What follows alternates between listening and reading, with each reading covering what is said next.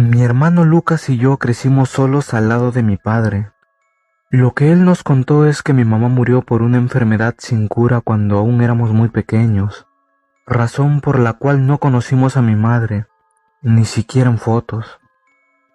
Él tuvo la opción de darnos en adopción, pero no lo hizo porque prefirió cuidarnos y hacerse cargo de nosotros. A pesar de los años que han pasado desde la muerte de mamá, él jamás nos ha mostrado alguna foto de ella.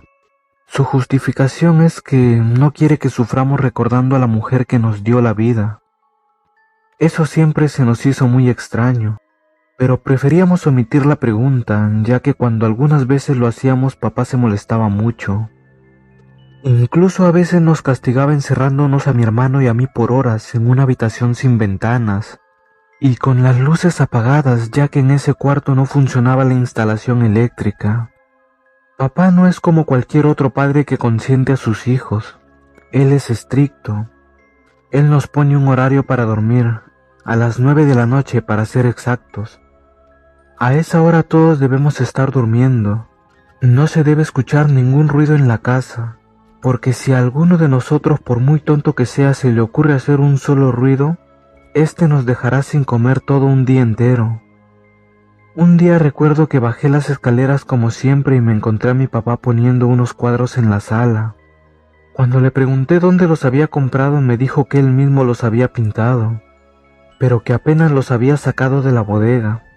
¿Pero cuál bodega? Si no tenemos ninguna, papá, le pregunté curioso. La bodega de un amigo, y ya deja de meterte en cosas de adultos, Gerardo, por favor. Aprende un poco de tu hermano Lucas, que él no pregunta tanto a pesar de ser menor que tú. ¿Y quiénes son todas esas personas que pintaste? ¿Las conoces, papá? Sí, sí las conozco. ¿Ya estás contento? Sí, está bien, papá. En ese momento decidí retirarme. Papá se veía bastante molesto con las preguntas que le hice y eso no podía significar algo bueno. Horas después, encerrado en mi habitación, me surgió la duda. ¿Quiénes podrían ser todas esas personas de los cuadros si jamás había visto una de ellas físicamente? Por lo que se me ocurrió al día siguiente invitar a unos de mis amigos de la escuela a mi casa.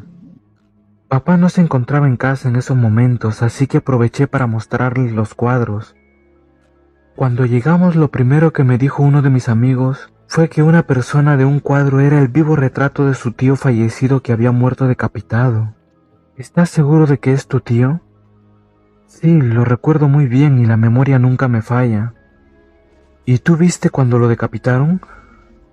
Realmente no, solo lo encontramos en su casa ya decapitado. Por las marcas de violencia que tenía en su cuerpo, el médico forense nos dijo que fue asesinado mientras luchaba contra alguien, pero lamentablemente no hubo ninguna evidencia de quién podría ser el asesino. En ese momento papá abrió la puerta y pude ver una mirada de coraje inusual que no había visto antes. Era una mirada como la de un psicópata. Con un tono muy tranquilo me preguntó, ¿quiénes son estos niños y qué hacen aquí? Debiste pedirle permiso a tu papá antes de traerlos, ¿no crees? Sí, claro, papá. Ellos son mis amigos de la escuela. Vinieron a hacer la tarea conmigo, ¿verdad, chicos? Sí, claro, me contestaron todos nerviosos. Ok, niños, ahora Gerardo debe estar a solas con su papá. Mañana hacen la tarea. La tranquilidad con la que papá habló no me hizo sentir nada cómodo, ya que cuando él actuaba así es que estaba muy enojado. En cuanto mis amigos salieron por la puerta, papá tranquilamente me dijo, ven para acá, hijo. Yo asustado me dirigí donde él estaba, temiendo lo peor. En eso vi que se sacó el cinturón y se acercó y me susurró a la oreja. Ya sabes lo que le pasa a los niños desobedientes, ¿verdad? Sí, papá, pero no me pegues, por favor. En ese momento mi papá comenzó a golpearme fuertemente con el cinturón. Cuando terminó de golpearme, mi espalda estaba totalmente marcada por el cinturón. Yo llorando de dolor fui y me encerré en mi habitación. Horas después escuché del otro lado de la puerta la voz de mi papá. Ya le puse llave a tu habitación para que no salgas por la estupidez que hiciste hoy. No saldrás de allí sin mi permiso. La comida yo te la voy a traer aquí. y solo vas a poder ir al baño cuando me grites para que abra la puerta. Al no haber ventanas en la habitación no sabía si era de día o de noche, pero ya habían pasado varias horas y tenía ganas de ir al baño, por lo que le grité a mi papá para que me abriera la puerta.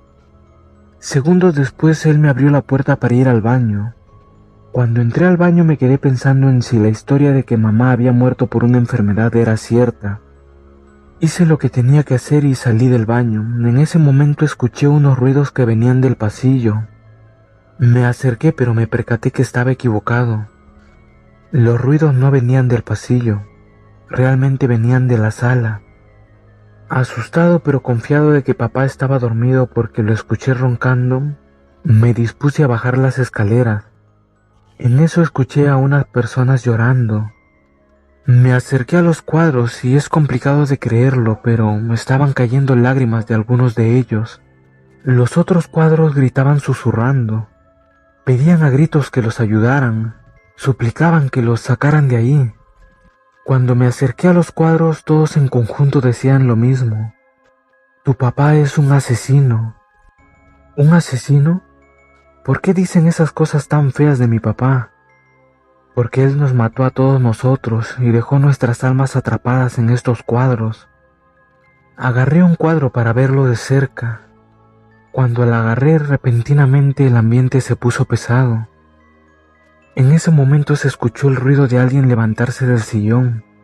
Por el miedo dejé caer el cuadro que tenía en las manos.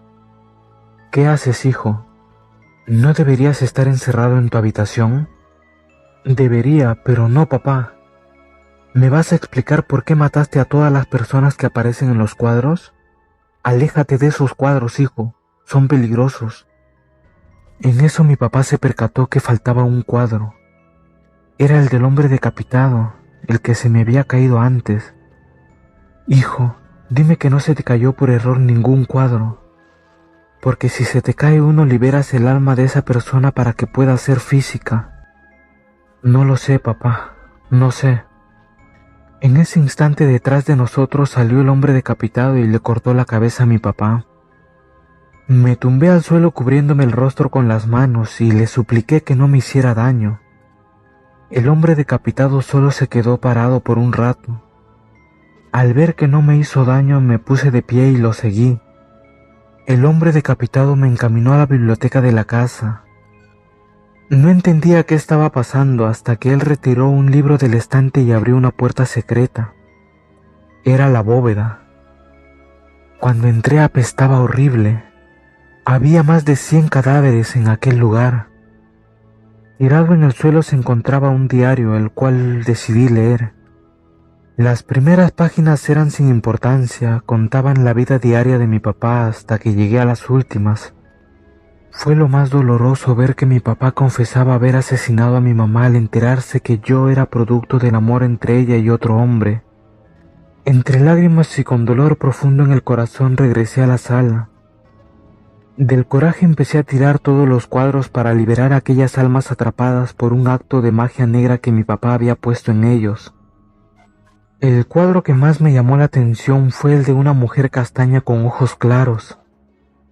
No sabía de quién se trataba hasta que tiré del cuadro y liberé su alma. Era mi madre, de la cual me despedí dándole un beso y un abrazo. Las demás eran personas que mi papá había asesinado por dinero.